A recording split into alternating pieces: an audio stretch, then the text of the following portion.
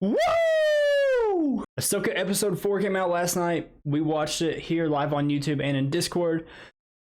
I don't know how you can not like this show.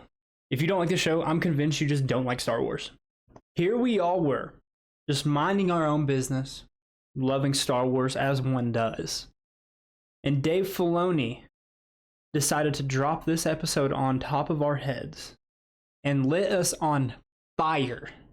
This episode was beyond perfect. This is the most Star Wars thing I have ever seen from Disney. If you weren't in if you were not in the watch party last night, well, just let me show you this clip from that one scene. Wait a second.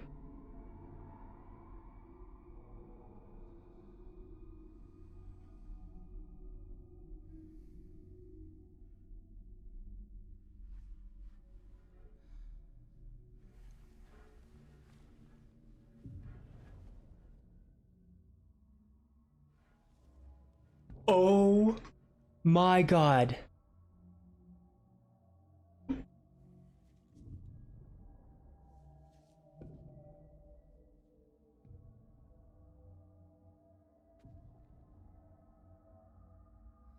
You're kidding. You're kidding. Master? I didn't expect to see you so soon.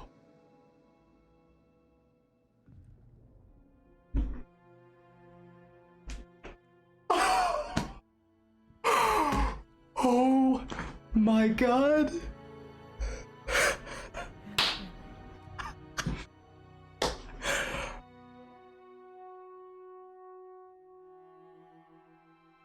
Oh my God.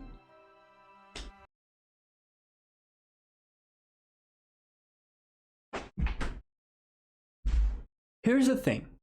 Disney knew. Lucasfilm knew.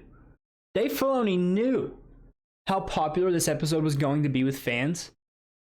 They've already announced this morning of the time that I'm filming this video, which is the day after the show released. They're going to be putting episode 5 in theaters around the country for live watch parties. The thing with this show that's just mind-boggling to me is that every single episode just keeps getting better. Episode 3 was kind of okay for me. It was still like a 9 out of 10, to be honest. It was sick, but nothing really happened as far as story progression. But episode 4, it was just...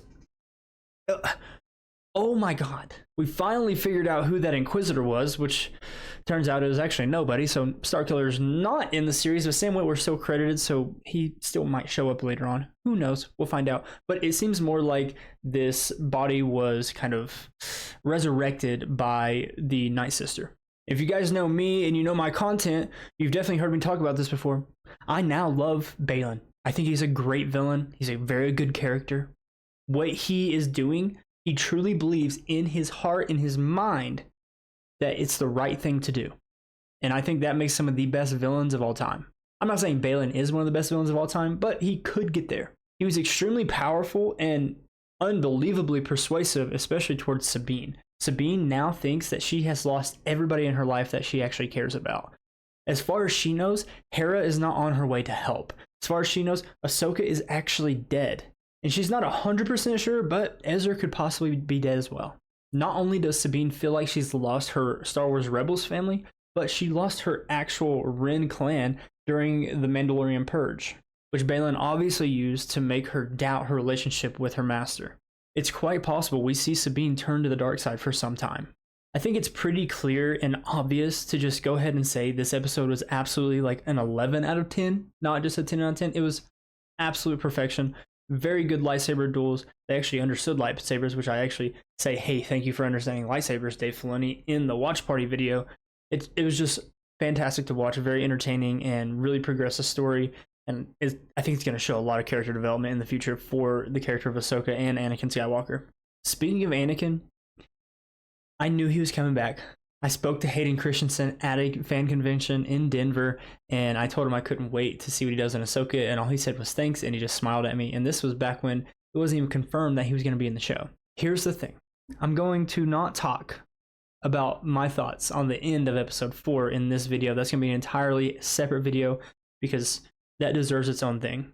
Other than that, that's going to be it for this video. I hope you guys enjoyed this. Let me know what you rate episode 4 of Ahsoka down in the comments below. Make sure to subscribe, turn on notifications, and drop a like. I'll catch you guys in the next one. Peace.